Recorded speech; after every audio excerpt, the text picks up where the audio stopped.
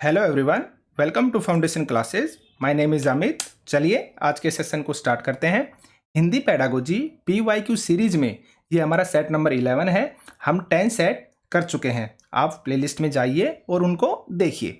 इस वीडियो में हमने कुछ चेंजमेंट किए हैं। मैं साथ में आपको जो इम्पोर्टेंट क्वेश्चंस होंगे या जिनकी ज़रूरत है कि इनकी आपको एक्सप्लेनेशन देनी चाहिए, मैं उनकी एक्सप्लेनेशन भी दूंगा। ठीक है, आपको वीडियो स्टार्ट करते ही 3 स्टेप लेने हैं। सबसे पहले वीडियो को लाइक कीजिए।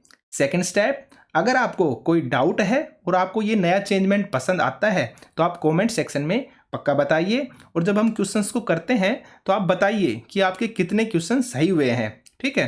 थर्ड स्टेप, अगर आपने चैनल को सब्सक्राइब नहीं किया है तो चैनल को सब्सक्राइब कीजिए। चलिए स्टार्ट करते हैं। आपका फर्स्ट क्वेश्चन है, चोम्स्की के अनुसार भाषा मस्तिष्क में स्थित नियमों का समूह क्या कहलाता है? तो देखिए, व्याकरण की पेटी कहलाता है, या सार्वभौमिक व्याकरण कहलाता है, या एकीकृत व्याकरण कहलाता है, या फिर नियम पुस्तिका कहलाता है? तो देखिए, यहाँ पर आपका राइट आंसर होगा आंसर नंबर बी। चलिए एक्सप्लेनेशन देखते हैं। चोम्स्की क्या है? एक भाषा वैज्ञानिक हैं। ये बात मैंने आपको थ्योरी में भी बताई थी। ठीक है। इनके अनुसार बच्चे के दिमाग में एक भाषा यंत्र होता है जिसकी मदद से बच्चे भाषा को सहज रूप में अर्जित कर लेते हैं। ठीक है। नोम चोम्स्की के मतानुसार मानव मस्तिष्क में निहित नियमावली को सार्वत्रिक या सार्वभौमिक व्याकरण यानी कि यूनिवर्सल ग्रामर कहा जाता है। यह यंत्र अपने आप भाषा के व्याकरणिक नियमों का निर्माण कर लेता है जिसे सार्वभौमिक व्याकरण कहा गया है। ठीक है, आप समझ गए होंगे। आगे चलते हैं। नेक्स्ट क्वेश्चन देखिए, भाषा एक सामाजिक संकल्पना है। यह विचार सम्मिलित है कि भाषा सामाजिक अंतःक्रिया के द्वारा अर्जित की जाती है, विरासत में मिलती है, अनुकूलन के द्वारा सीखी जाती है, या फिर स्वाभाविक जन्मजात क्षमता होती है। यह स्टेटमेंट दी थी आपकी चोम्स्की ने। आपको पता होगा कि जन्मजात क्षमता होती है, लेकिन यहाँ पर पूछा है भाषा एक सामाजिक संकल्पना है। इसका मतलब क्या है? यानी कि भाषा सामाजिक अंतःक्रिया के द्वारा सीखी जाती है या अर्जित की जाती है। और यह बात किसने बोली थी? यह बोली थी आपके वाइगोत्स्की ने। ठीक है, तो समझ गए होंगे आप। चलिए आगे चलते हैं। आपका थर्ड नंबर का क्वेश्चन है, भाषा अर्जन के व्यवहारवादी सिद्धांत से संबंधित नहीं है। नहीं है पूछा है, देखना आप। सक्रिय अनुकूलन, खाली बर्तन, प्रयास तथा त्रुटि, या सामाजिक अंतःक्रिया? तो देखिए, आपको समझना होगा, यहां पर आपका राइट आंसर आएगा आंसर नंबर 4 यानी कि सामाजिक अंतःक्रिया। यहां पर बात हो रही है व्यवहार की। तो चलिए एक्सप्लेनेशन देखते हैं। भाषा अर्जन का जो व्यवहारवादी सिद्धांत है, यह मानता है कि मानव शिशु अपने परिवेश में होने वाले व्यवहार से ही अपनी मातृभाषा का अर्जन करता है। ठीक है, यानी कि व्यवहार से रिलेटेड है, आपके बिहेवियर से रिलेटेड है। मनोविज्ञान में व्यवहारवाद के जनक किनको माना गया है? JB वॉटसन को माना गया है। ठीक है। और जो आपके इवान पावलोव हैं और BF स्किनर हैं, ये भी आपके किससे रिलेटेड हैं? व्यवहारवादी सिद्धांत से रिलेटेड हैं। ठीक है, तो यहां पर आपका राइट आंसर क्या आएगा? सामाजिक अंतःक्रिया, क्योंकि इसमें समाज की बात होती है। आगे चलते हैं। भाषा विकास का संज्ञानात्मक सिद्धांत समर्थन करता है कि भाषा, देखिए भाषा विकास का संज्ञानात्मक, संज्ञानात्मक का मतलब आपको पता है, आपके ब्रेन से रिलेटेड। ठीक है, आगे चलते हैं। व्यक्ति की स्वाभाविक जन्मजात क्षमता है, पुरस्कार तथा दंड के द्वारा सीखी जाती है। आगे देखिए, समाज में अंतःक्रिया के द्वारा सीखी जाती है, या फिर बच्चे के बोलना शुरू करने से पहले संकल्पना की समझ पर निर्भर करती है। आप बताइए राइट आंसर क्या होगा? देखिए, आपने जीन पियाजे के बारे में पढ़ा था, उन्होंने ये चीज बोली थी, पहले क्या आते हैं? आपके विचार आते हैं, उसके बाद क्या आती है? आपकी भाषा आती है। तो यहां पर हमारा राइट आंसर क्या होगा? आंसर नंबर 4 यानी कि डी। एक्सप्लेनेशन देखते हैं।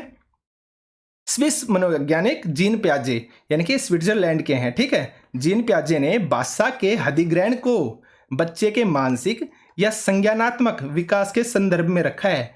इन्होंने तर्क दिया है कि एक बच्चे को एक अवधारणा को समझना होगा इससे पहले कि वह उस अवधारणा को क्या करे? व्यक्त करे। ठीक है, यानी कि पहले क्या आते हैं? आपके विचार आते हैं, और फिर क्या आती है? आपकी भाषा आती है। पहले आप सोचते हैं और फिर आप बोलते हैं। ठीक है, आप समझ गए होंगे। मैंने ये चीज थ्योरी के अंदर भी करवाई थी। यहां पर इन्होंने सिर्फ और सिर्फ लैंग्वेज को चेंज किया है। मैंने बोला है ना, CTET के अंदर हमेशा अप्लाइड क्वेश्चन आते हैं। आपकी जो लैंग्वेज है वो घुमा फिरा कर यूज की जाएगी। आगे चलते हैं। निम्नलिखित में से कौन से प्रारंभिक साक्षरता से संबंधित नहीं है? देखिए, इस बात की समझ कि मुद्रित सामग्री अर्थ देती है। आगे चलते हैं। आरंभिक स्वनिमिक जागरूकता। देखिए, स्वनिमिक का मतलब होता है आपकी सबसे छोटी ध्वनि की इकाई होती है ये स्वनिमिक। आगे देखिए, आधारभूत वर्णों का ज्ञान या फिर टिप्पणी लिखना। यहाँ पर जो आपका राइट आंसर आएगा वो आएगा टिप्पणी लिखना। ठीक है, यह संबंधित नहीं है। एक्सप्लेनेशन को देखते हैं। प्रारंभिक साक्षरता से अभिप्राय है बालक के मौखिक कौशल के विकास तथा लेखन या फिर पाठन के आरंभ से है। यानी कि प्रारंभिक साक्षरता का रिलेशन किससे है? बच्चे के मौखिक कौशल से, उसके लेखन और पठन के आरंभ से। प्रारंभिक साक्षरता के लिए बालकों को सुनने, बोलने के पर्याप्त अवसर दिए जाते हैं। बालकों को उनके संज्ञान से तथा उनकी रुचि से जुड़े विषयों पर चर्चा के अवसर दिए जाते हैं। आप इस चीज को याद रखना। अब देखिए, टिप्पणी क्या होती है? किसी सुने गए अथवा पढ़े गए संभाषण, वार्तालाप, पत्र, लेख, कविता या फिर ग्रंथ आदि को देखे गए दृश्य तथा घटना पर अपना मत मौखिक या लिखित रूप में प्रकट करना ही क्या कहलाता है? आपकी टिप्पणी कहलाती है। अब आप खुद बताइए, एक छोटा बच्चा ये सब चीजें थोड़ी ना कर सकता है। तो यहाँ पर आपका राइट आंसर क्या होगा? आंसर नंबर डी, यानी कि यह शामिल नहीं होता है। आगे चलते हैं। निम्नलिखित में से कौन सा कथन पठन कौशल विकसित करने की एक तकनीक है? देखिए, कक्षा में पठन कोना पठन कौशल के विकास में सहायक होता है। हाँ भाई, सही है। बच्चों को जोड़े में बैठाकर उन्हें अपनी पसंद तथा नापसंद के बारे में चर्चा करने के लिए कहना, इससे पठन कौशल थोड़ी ना होगा, ये तो डिस्कशन हो रहा है। ठीक है ना, तो इससे पठन कौशल नहीं होगा, तो ये आपका गलत होगा। तो देखिए क्या होगा आपका आंसर? ए आपका सही है और बी आपका गलत है। अब आप कंफ्यूज होंगे, पठन कोना क्या होता है? तो देखिए एक्सप्लेनेशन को। कक्षा में पढ़ने का कोना, पठन कोने का मतलब होता है पढ़ने का कोना। ठीक है, पठन कोना यानी बच्चों को विस्तृत पठन सामग्री उपलब्ध कराता है पठन कोना, और साथ ही एक स्वतंत्र पाठक बनने की प्रक्रिया में क्या देता है? सहयोग देता है, और सरल है ये। देखिए, यहाँ बच्चों को अपने लिए अपनी पसंद की किताबें चुनने और आकर्षक तरीके से प्रदर्शित विभिन्न किताबों को पढ़ने की क्या होती है? स्वतंत्रता होती है। एक तरह से लाइब्रेरी की तरह होता है ये। ठीक है, आगे चलते हैं। अचानक से शब्दों को सीखना तब घटित होता है जब बच्चे खालिस्तान के माध्यम से शब्द संपदा सीखते हैं। देखिए, पुस्तक के सहस्वर वाचन से सीखते हैं या फिर पृथक रूप से शब्द सिखाने की तकनीक पढ़ाने से। तो यह तो नहीं हो सकता।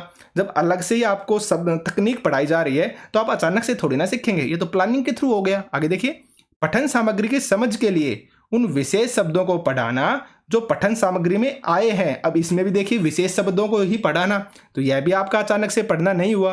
आगे देखिए, शिक्षक द्वारा चयनित नए शब्दों के अर्थ याद करना। भाई, शिक्षक ने क्या किए हैं? चयन किया है, तो यह भी आपने अचानक से नहीं सीखा। आप अचानक से कब सीखते हो? जब आप पुस्तक के सहस्वर वाचन करते हो ना, तब आपके सामने शब्द आते हैं, उसको बोलते हैं अचानक से सीखना। तो यहां पर आपका राइट आंसर क्या होगा? Answer number first. आगे चलते हैं। प्रक्रिया आधारित लेखन उपागम में खालिस्तान सोपान के दौरान पाठक तथा लिखने के उद्देश्य को चिह्नित किया जाता है।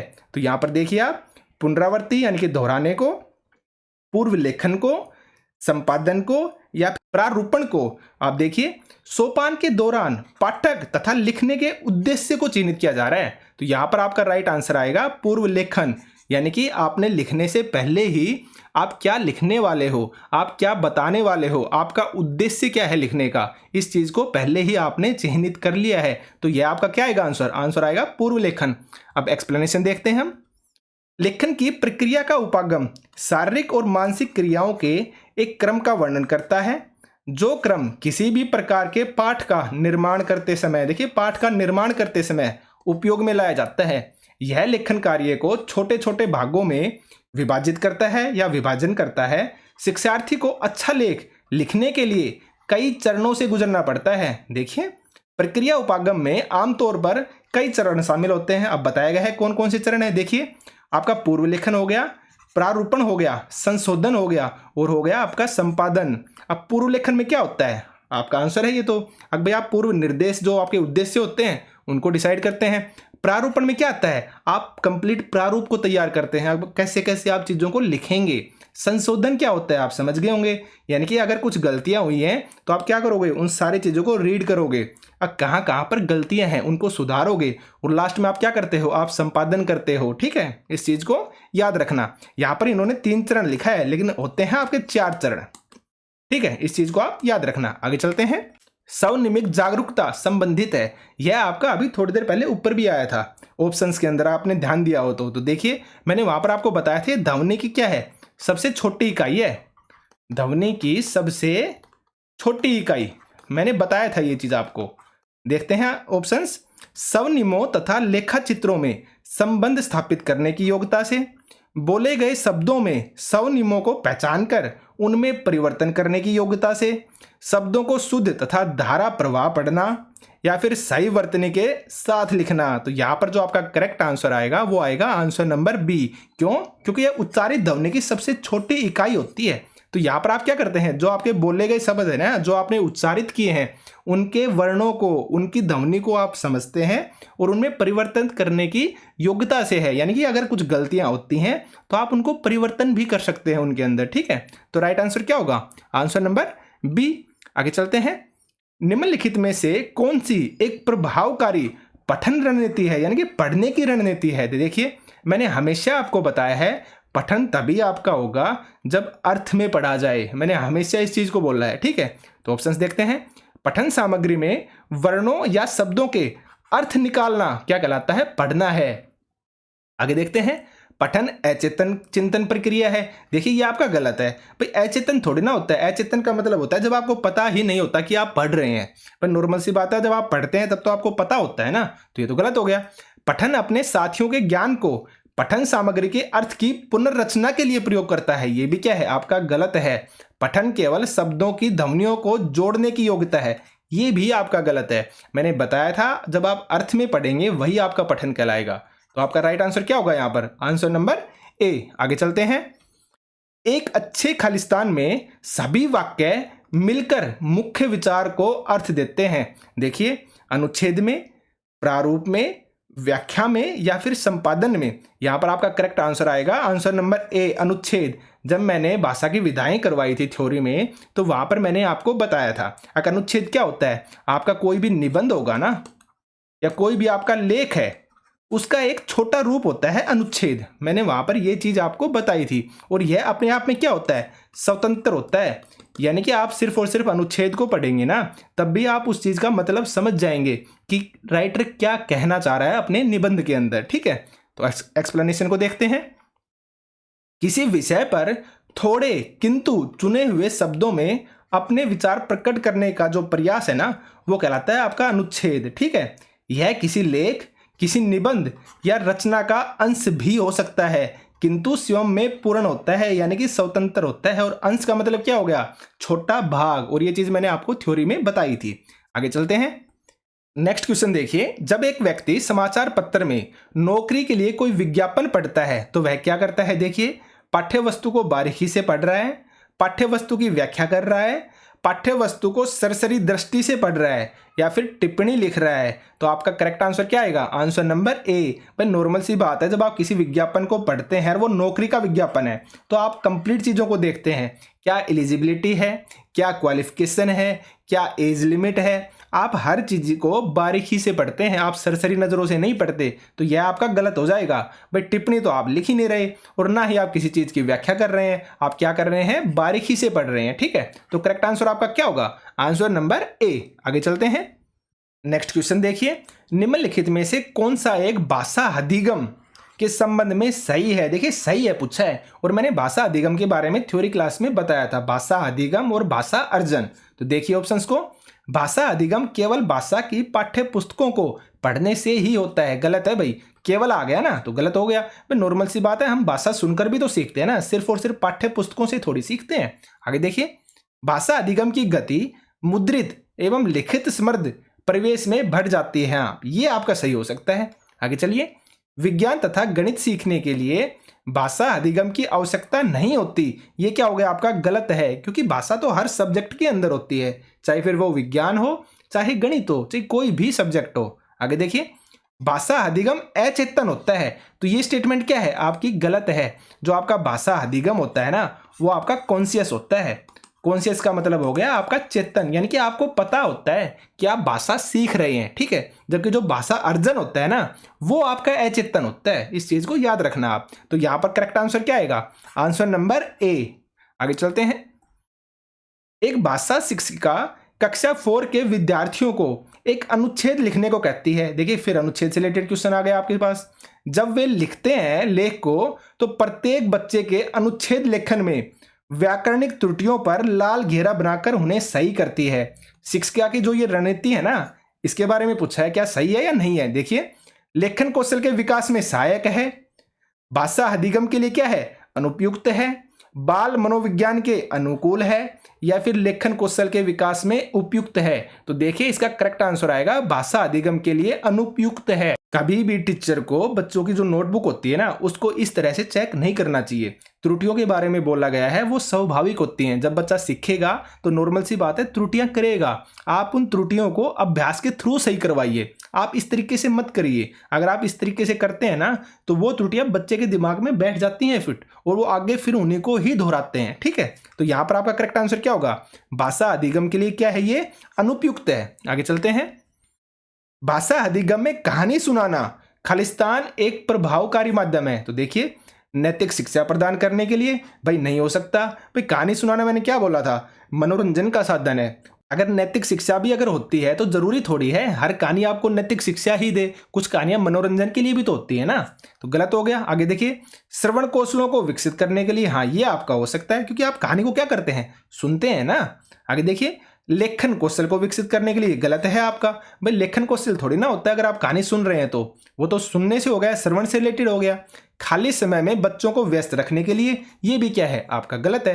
करेक्ट आंसर क्या आएगा आपका, श्रवण कौशलों को विकसित करने के लिए, ठीक है। तो ये आपके 15 क्वेश्चन थे।